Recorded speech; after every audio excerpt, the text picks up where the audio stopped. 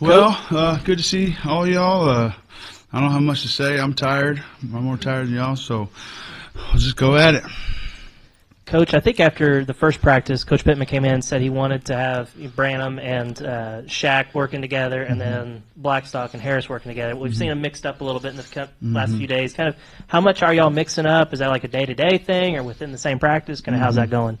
Well, we started that way just for continuity, so the beginning of install. And you just don't want to have too many moving parts right away. And so we just kind of said the first few days, let's just keep the two guys working together so they can do the reps in individual, do the reps in team. And so since then, after about 3 days, we stopped doing that. We're rotating guys and moving them around and working with different lineups and different groups. So they're used to that. We've been doing it all summer, and all of our walkthroughs all summer. So it's not like a new thing for them. They've been working with each other. And with Kobe, coming back from his injury, just how has he looked? We've seen him with the ones, during the time we've gotten to see. It was good. He's 6'5", 330. He's mean, plays hard, loves to play, has good stature, working on his technique. He's still got some rawness to him that we got to clean up, but he's got all the tools and he has the football IQ and the passion to do it. So he's looked really good. Another Kobe question for you. Obviously, redshirt freshman, you're seeing less and less younger offensive linemen maybe starting here in the SEC. What are some attributes that maybe he has that allows him to compete for that job as a young guy here? Well, to me, when you talk about young guys playing, you have physical maturity, mental maturity. You might have a kid that checks the box off from a physical standpoint but hasn't gotten the mental side of it yet, or vice versa. So, the old adage of play the old guys. You want to play the best guys. You want to play the guys that have earned the right to play.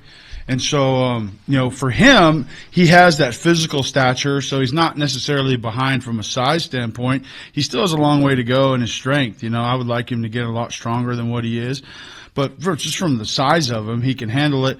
Where he's been able to impress me is he knows the offense. We got over 70 different plays as an O-line that we got to know that are unique. And some of them are, plays off each other or tags off each other, but we got to know a lot of stuff in this offense, and he handles it great. So I think that's what allows him to put himself in position to play as a young player. Let's go to the left side. What do you like the most about that, Robinson-Carmona tandem over there? Because you could have brought Fernando back and just slotted him at left tackle, but obviously moved him inside. What do they do well together? They see the game through veteran eyes. They can see things before they happen.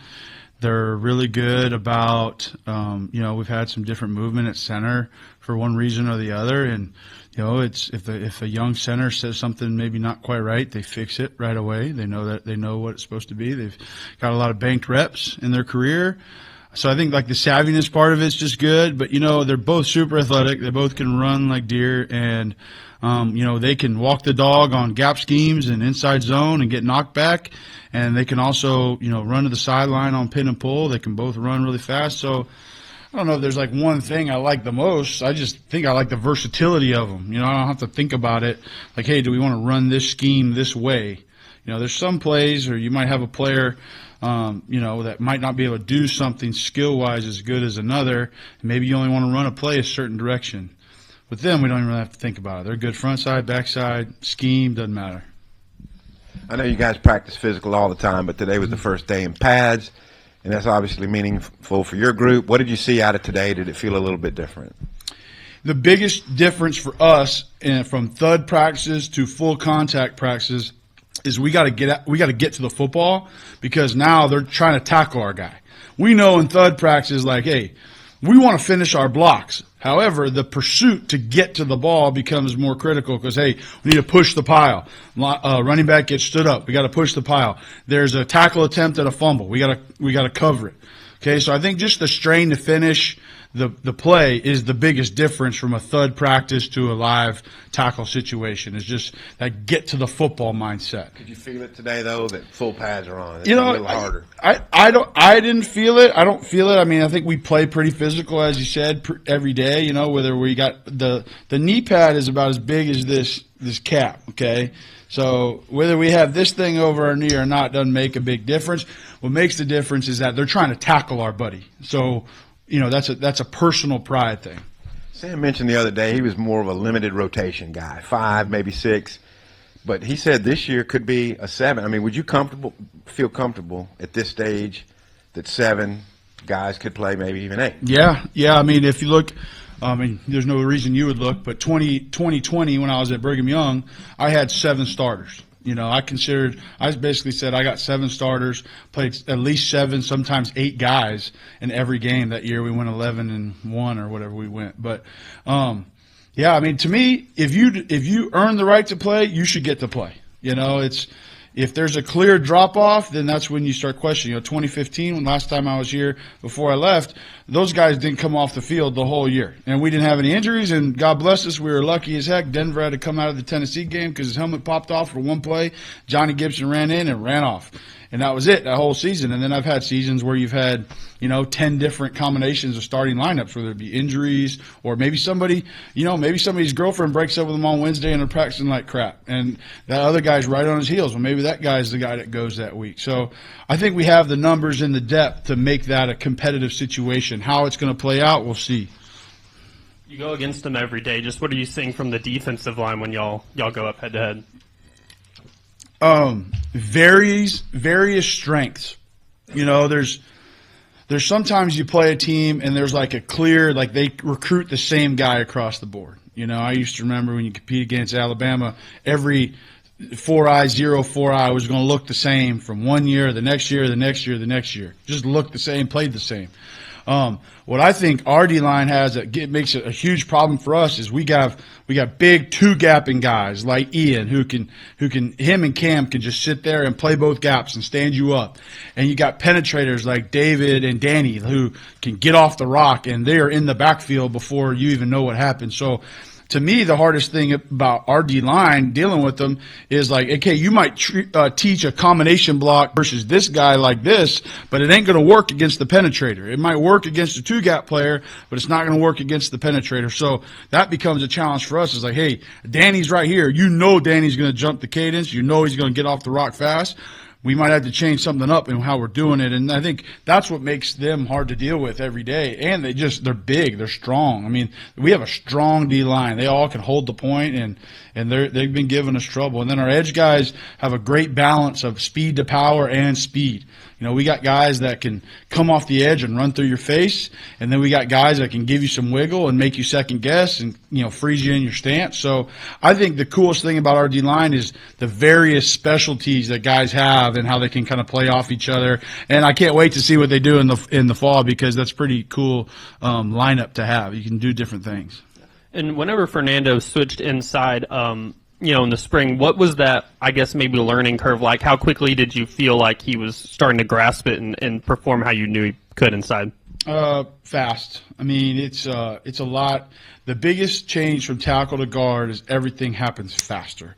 Right? When you're a tackle, your brain doesn't have to operate quite as fast as that. If you look at the analytics, and I don't know if you guys care, but like when you do like cognition testing on athletes when they're getting ready for the NFL, you want your center and guards to have higher scores on that than your tackles because everything happens so fast. And so I think that was really the only learning curve. That and then understand, hey, you're an inside player. You're no longer setting the width of the pocket. You have to set the depth of the pocket now. So from a mindset and technique standpoint, that is different. But I feel like we got that, figured out almost all the way through spring ball and throughout the summer and this training camp. He had one rep 2 days ago where he kind of turned into a left tackle on the 3 technique. I was like, hey, you're not a left tackle. He ain't just running him up. Okay, so it shows up every now and then, but I think he's done a great job. We care. Yeah.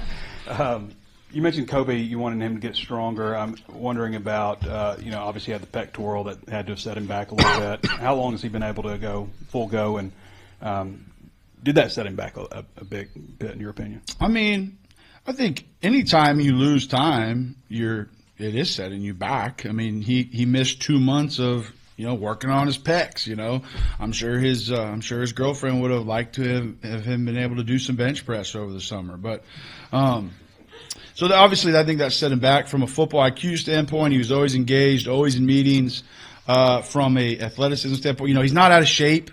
I was worried about him being out of shape, but he ran basically the last month of the summer. So he didn't lift as the same in July, but he ran and did everything almost 5 weeks before camp. So he didn't come in out of shape, and that's been, I think that's what's helped him, because I think if he would have missed the running, he'd probably be struggling from a conditioning standpoint.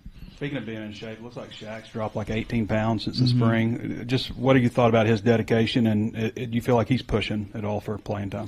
Yeah, I mean, I think when he got here, he decided, like, Coach, I want to be lighter. And, there's a fine line there, because they do the DEXA scanning, and it ain't like he's 28% body fat. I mean, he was in the low 20s. I mean, probably our third or fourth best guy in the room as far as having lean muscle mass. So it wasn't like he was sloppy. And he just said, Coach, I want to lose a little bit so I can move better. And so we didn't really push it on him. He wanted to do it. He did it. He hasn't gotten too light. I think he's right at a good sweet spot, because he can still run really fast. And I know people don't think a guy like that can run, but he can roll. I mean, he can flat out run, and he is pushing. I mean, his maturity level from the day he got here to where he is now is night and day. I mean, he's looking back at me, telling me what he did before it comes out of my mouth. And when the player starts doing that, that's when okay, they're developing the whole game. They're developing the game within the game. And that's what's been exciting for me. And so he's pushing hard. He's doing a good job. Doing reps with the ones every day. And it doesn't look, there's not really a lot of change, It's not really a lot of change when he goes in. Coach Pittman mentioned that Harris's value because he could play 4 different spots. Have you guys worked him at different spots? Not yet. We did in the summer. So all summer, it was right tackle, right guard, left tackle. We didn't do any left guard reps in the summer, but him and Marcus Doomerville spent a lot of their summer doing a lot of different positions. So want to create that versatility, the habits, get the stance right. You want to try and get that done in the summer, so if you do have to make a change in season, it doesn't feel like you're, eating left-handed, And so I feel like we're in a good place with his versatility. He'll be ready if we need to, but right now we're kind of leaving him there at that right tackle spot. You mentioned Shaq being like one of the top 4 guys in lean muscle mass. Who are some of the other ones who just are high up in that category? LJ Prudhom's a freshman. He's 318 pounds, and I think he's 19% body fat, so he looks like a pro wrestler. Cash Courtney's another one, really low body fat. I don't have them memorized. You have to excuse me. But those are the 2 guys that stick out, And Marion Harris, he's done a good job of changing his body since he's been here. Sam had talked about the battle at right guard, first with Keyshawn and then Marion. Now Kobe's in the mix. I mean, I know it's early, but who would you say is the front runner for that starting job? No. Nobody. I mean, today they all did some awesome stuff, and they all did stuff that pissed me off. So it's probably not the right time to ask me. Maybe ask me like if I'm at Parlor Donuts, like happy, and I might tell you. But right now, I don't know. We'll see. They're all good players, and they've all played. So they know it's a competition. Everybody in the room knows it's a competition. So it's the guy who can stack the most wins, the most daily wins, and the most days that I think is going to win that job.